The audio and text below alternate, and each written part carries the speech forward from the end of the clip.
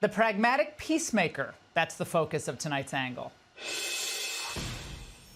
Now, no one but Donald Trump could have done this. Working around the clock, working the phones, he got all the key players together. It wasn't just the Ukrainian officials, it was everybody. All of them were pointed in the same general direction, toward peace.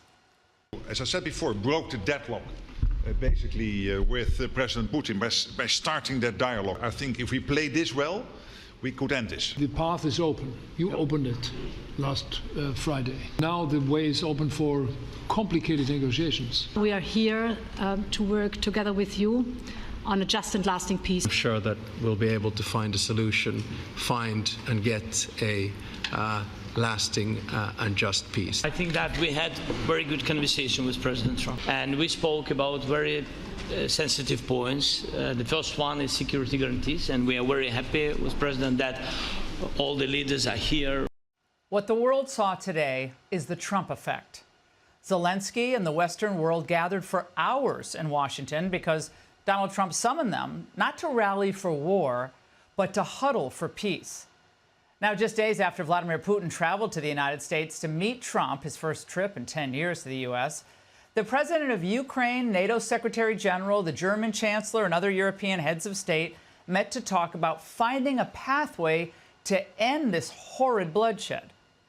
Now, we don't even know how many people, remember, have died in this war in Ukraine, but the number could be as high as 1 million Russians and Ukrainians lost, their lives gone.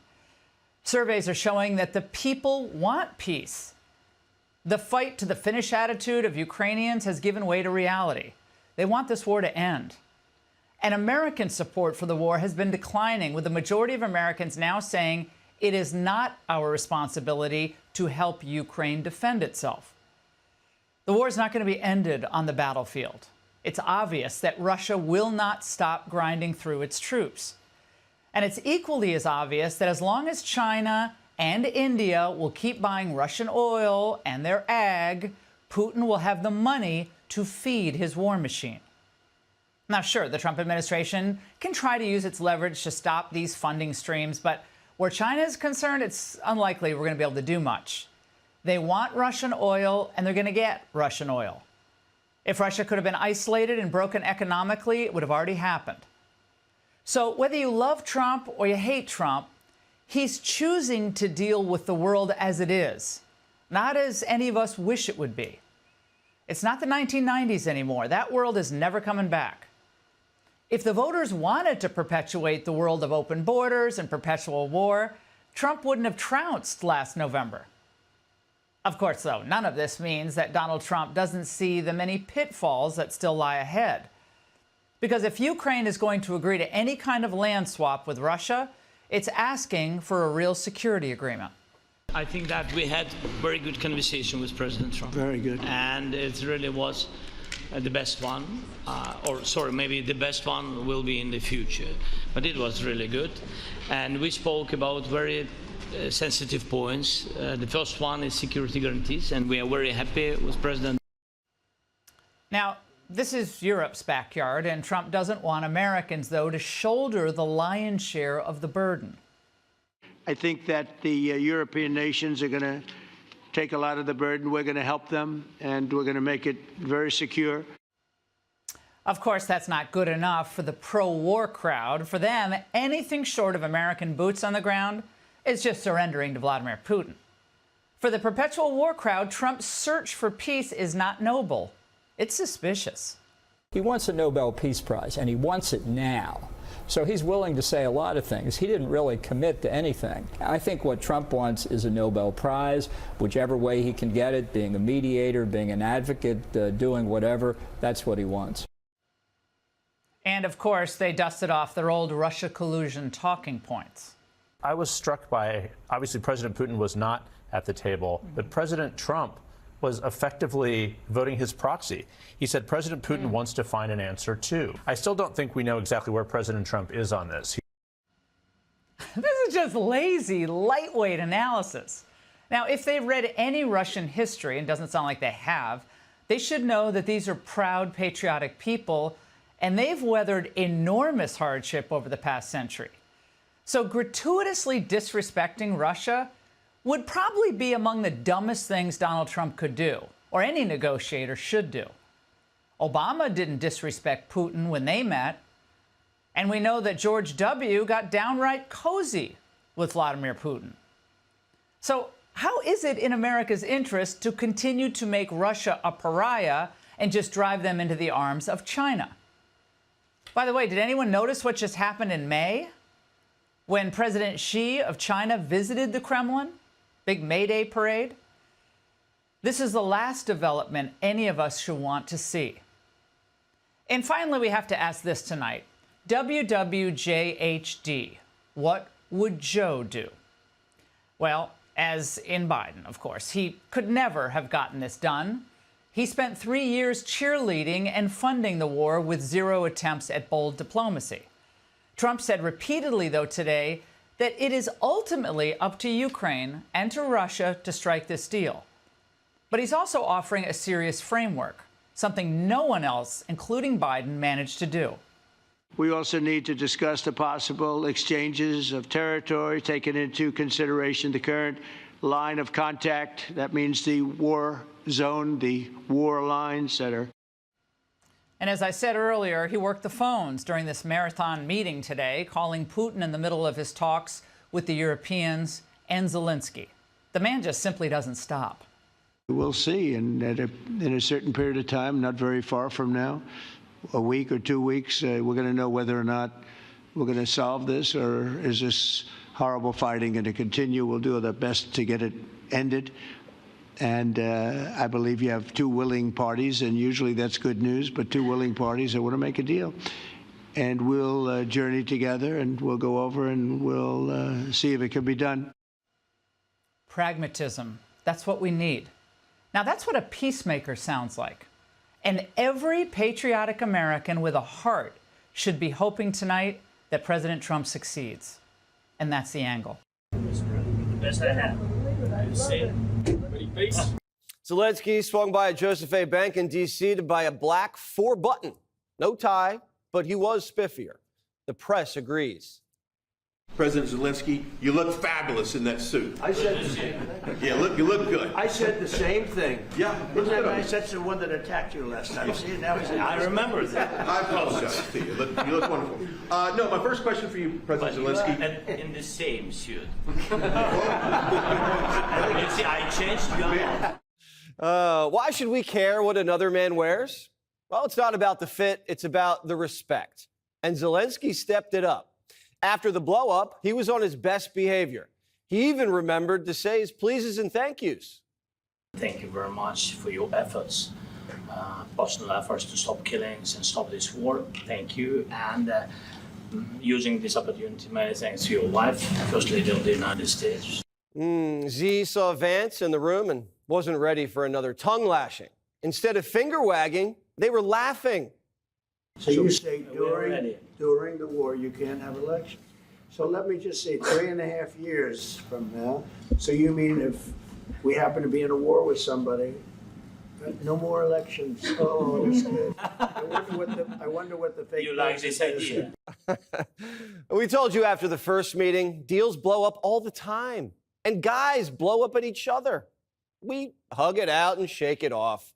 We don't hold grudges like women. Could you imagine Kamala pulling off this kind of diplomacy? Zelensky's actually ready to take the relationship to the next level. He wants a 3-way. President Zelensky, are you prepared to keep sending Ukrainian troops to their deaths for another couple years, or are you going to agree to redraw the maps? We need to stop this war to stop Russia, and we supported the idea of the United States, of personally of President Trump, to stop this war, to make a diplomatic way of finishing this war.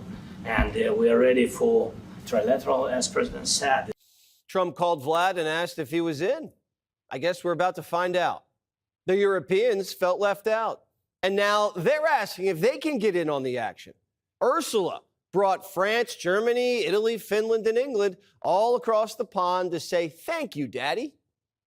I think it is an important day, a new phase, after 3.5 years that we didn't see any kind of sign from the Russian side that there was a willing for dialogue. So something is changing, something has changed, thanks to you. I really want to thank you, President of the United States, dear Donald, for the fact that you, as I said before, broke the deadlock, with President Putin by starting that dialogue. I think in the past 2 weeks, we've probably had more progress in ending this war than we have in the past 3.5 years. With all the world leaders at the White House, Secret Service agents were overheard saying it's the busiest it's been in 7 years. John Roberts says he's covered the White House for more than a decade and has never witnessed a meeting like this. Trump was even showing them his big fight, fight, fight portrait. But CBS says Europe was just there to make sure the former actor didn't get bullied. There is concern from the Europeans that President Zelensky is going to be bullied into signing something away. That's why you have these European leaders coming as backup tomorrow. No, it isn't. That's not why they're coming them. as back. That's not true. This is such a stupid media narrative that they're coming here tomorrow because Trump is going to bully Zelensky into a bad deal. We've been working with these people for weeks on this stuff. They're coming here tomorrow because they chose to come here tomorrow. We invited them to come. We invited them to come. The president invited them to come. Do you hear yourself, Margaret? Zelensky wasn't bullied. He says the meeting couldn't have gone any better. I think that we had very good conversation with President Trump. Very good. And it really was the best one. Maybe the best one will be in the future. But it was really good. Then Trump gave him a gift, a big, beautiful map of Ukraine, and told him to just jam it in his suitcase. Thank you for the map, by the way. Good map. It was great. Yeah. I'm thinking how to take it back. Trump wants to see this end in a peace deal. He's not trying to bully anybody. If anything, Putin's been bullying the last two American presidents. Vlad took Crimea under Obama's watch and eastern Ukraine under Joe's when he said don't. Trump's main goal is to secure a peace that lasts, not a short-term ceasefire that Russia can just use to rebuild, restock, and go back in. We're going to work with Ukraine. We're going to work with everybody, and we're going to make sure that if there's peace, the peace is going to stay long-term. This is very long-term. We're not talking about a 2-year peace. It's a peace deal or no deal. Vlad knows this is his last shot. He got jelly legs when Trump laid it out. Look at him wobble around. Maybe Putin was lightheaded after Trump called an audible and scrapped lunch. Medium rare fillets and champagne vinaigrette glazed salad sat there for hours uneaten. What a shame. Or maybe he got the shakes when the B-2 bombers buzzed him. Trump said the meeting in Alaska was a 10, but the media is upset about the carpet. I mean, it crushed some norms having him walk across a red carpet while Trump clapped. I mean, that generally, oh, come Putin on. doesn't get... Are we really going to go through this kind of bullshit? Like it's when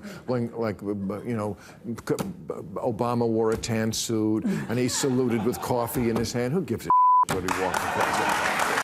Gavin Newsom kicked the homeless out of San Francisco and threw Xi Jinping a parade. FDR had caviar, champagne, and cigars with Stalin. Stalin. Even CNN gets it. Oh, my God, they rolled out a red carpet as if he should have kneed him in the groin the minute that he stepped off the plane. I mean, he's trying to cut a deal. Trump was in total control. He wouldn't let Putin pick the place. Russia wanted to meet in the Middle East, but Trump told him, get on a plane to Alaska or no FaceTime. CNN booked a body language expert to debunk the Russia hoax. Watch. The body language, to me, put the lie to the notion that we've had for 10 years that Trump is Putin's stooge. Putin looked like his caddy. I mean, he really did. He's half his height. He was sort of smiling uncomfortably. I think we can lay to rest the idea that Trump is some Russian agent. I actually wish that he'd been a little kinder to him. I thought he was intimidating. You think Kamala could have gotten Vlad to fly over to our home turf and buzz him with B-2s so badly that his legs looked like he drank a fifth of vodka? This meeting never would have been possible if Donald Trump hadn't slapped secondary sanctions on Russian energy exports, and if Trump hadn't forced the Saudis to keep oil prices low.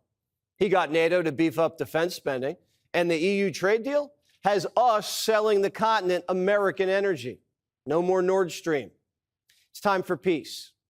Ukraine was once gung-ho, naturally, and now they want a truce. The idea that they do want to negotiate an end to this war as soon as possible, that has now gone through the roof. Again, we're talking about 69%, which is such a big difference from where we were at the beginning of the war when it was just 22. Everybody wants this war to end. The only ones who don't are Democrats. They're pro-war just because they're anti-Trump. They told us Trump was going to start World War III, but he's brokered so many peace deals that he's getting nominated for the Nobel. Even Crooked says give it to him. Honestly, if he could bring about the end to this terrible war, if he could end it without putting Ukraine in a position where it had to concede its territory to the aggressor, if President Trump were the architect of that, I'd nominate him for a Nobel Peace Prize. A lot of Democrats are starting to realize Trump was right about everything. The border, trans, crime, and now Ukraine. Trump's the peace candidate that Democrats used to be. One thing about him that I know, I'm not going to tell you how I know, but a lot of people have seen the same thing. He really does hate war. Right. He really does not like it when people die in war. The man just hates death because he's such an optimist and he sees the full potential in everything and everybody.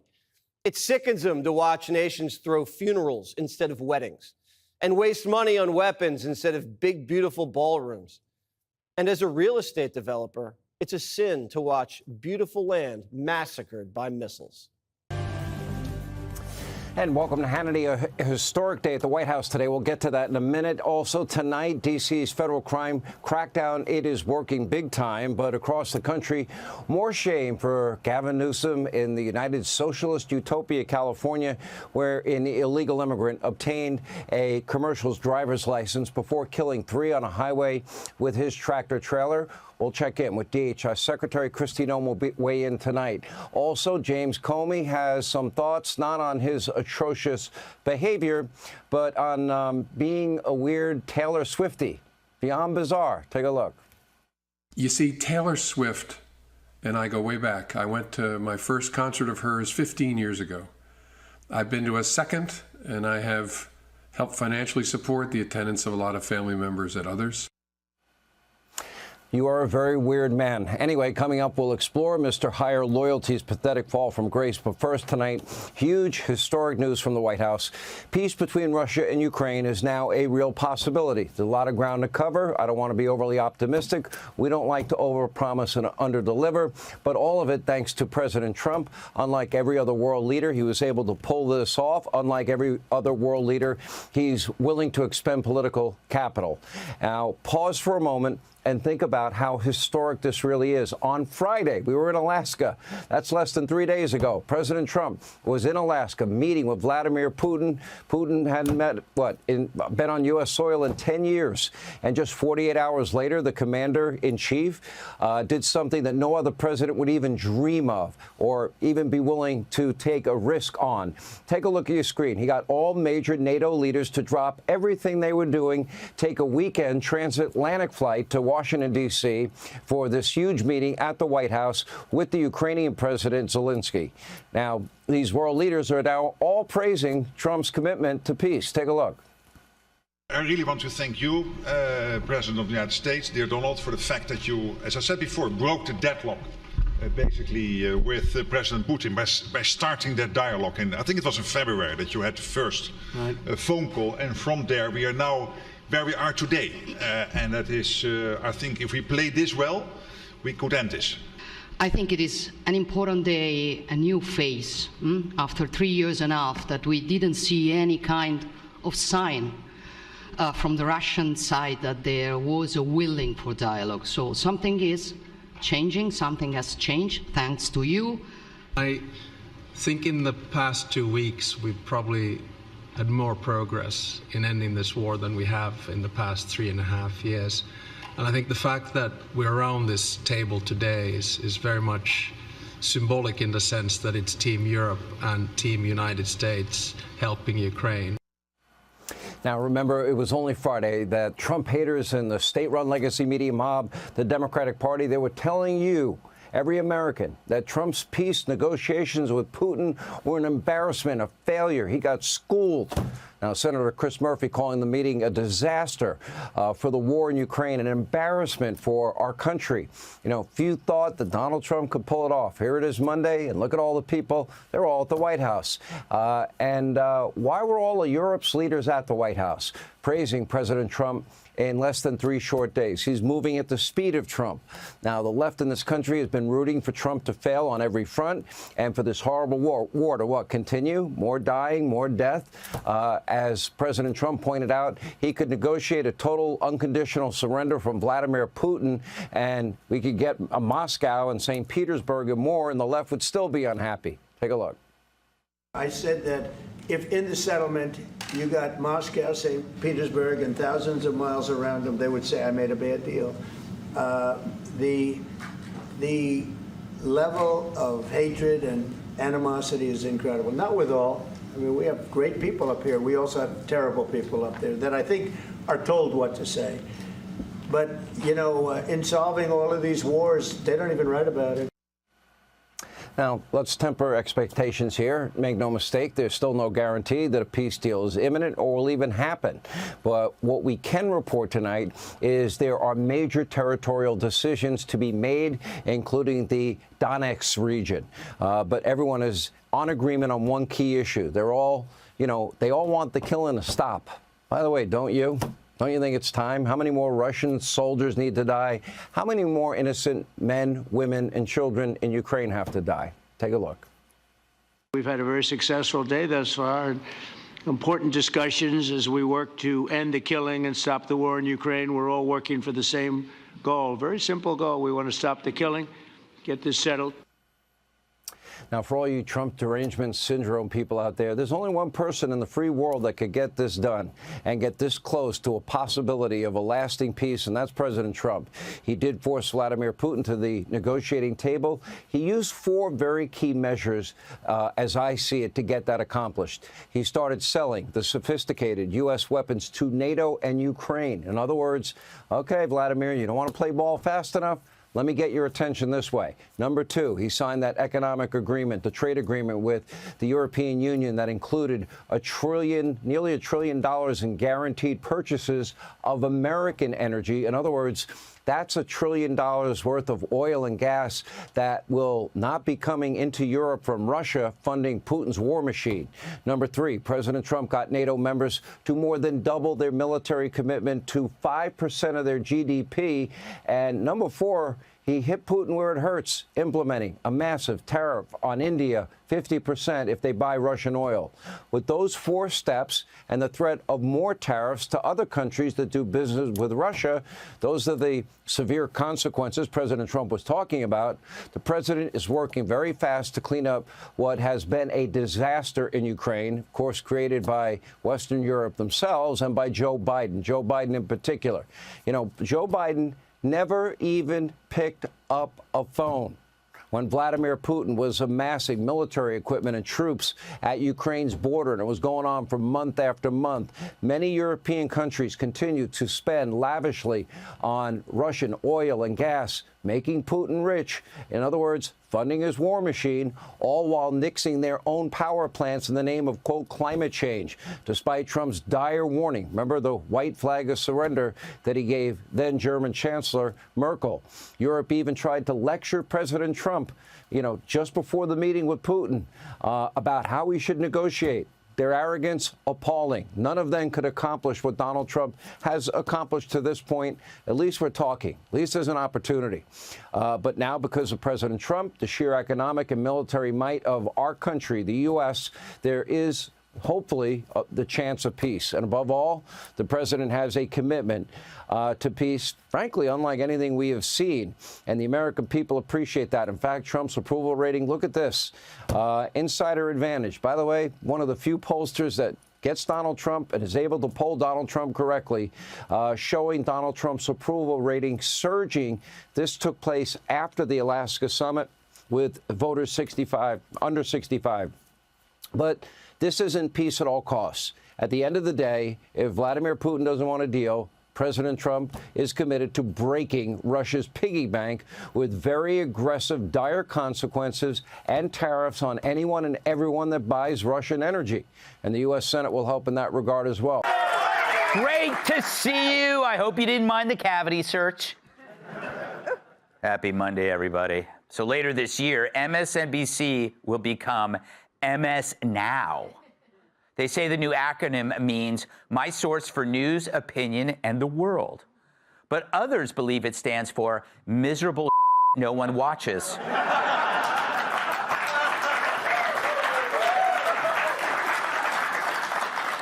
James Comey admitted he gets inspiration from Taylor Swift to help deal with Trump. It makes sense that Comey's a fan since he's 6'8" and Taylor's a 6 who thinks she's an 8.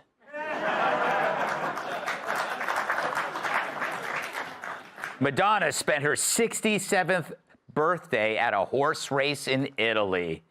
Fans were shocked when they mistakenly thought they were getting their picture taken with Seabiscuit.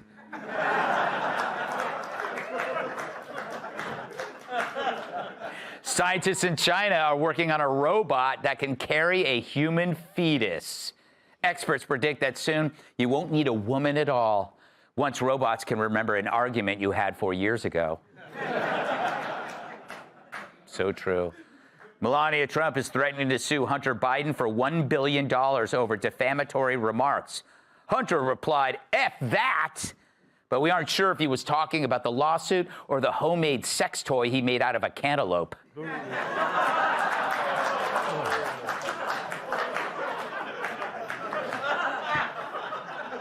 I can't unsee that. Yes. An Ohio Chick-fil-A announced that minors must bring an adult over 21 years of age if they want to dine in. And some men are happily renting themselves out as chaperones. Wow. Eric Swalwell was so frustrated at food prices at a grocery store that he threw his hat on the ground. And to no one's surprise, a Chinese spy camera came rolling out of it. And finally, because he's pro-prostitution, if Zohran Mamdani becomes mayor, many worry that NYC will become a hotspot for sex workers. Well, when do I join the campaign? Asked one man.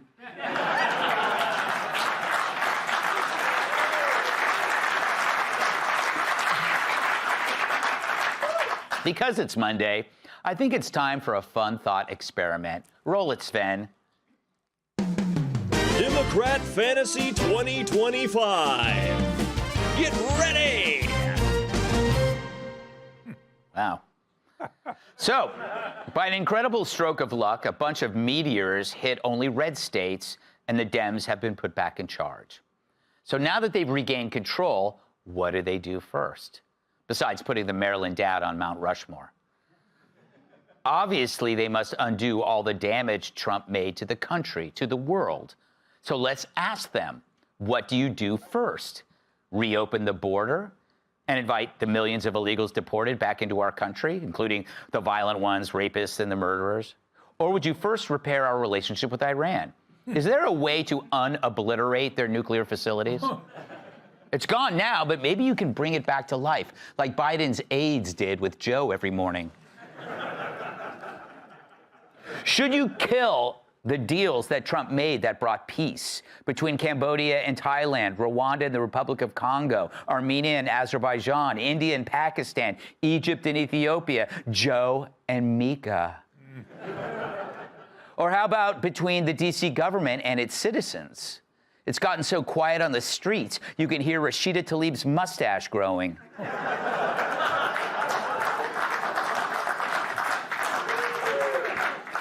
Should you increase the price of eggs so they cost the same as the Fabergé ones? Raise gas prices too? Should you undo the deregulation that saved thousands of dollars per family per year, saving trillions total? You Dems probably weren't even aware of that. But given the mess Trump has caused, it's easily overlooked. Plus, you're terrible with numbers. Hell, even your teachers can't count past 69.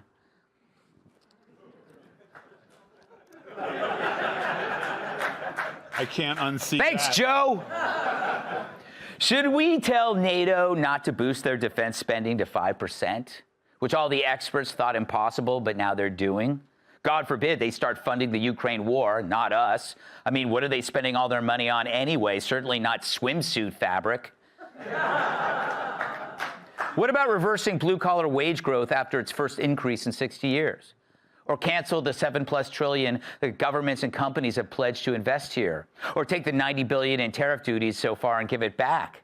The stock market's reached record highs. We can't have that. That only benefits fat cats who own 3 homes. We should cancel that minerals deal with Ukraine and the trade deals with the UK, China, and Indonesia. Then there's Trump's attack on trans. But that's an easy fix. Just reverse Trump's EO, which forced schools to ban men in women's sports.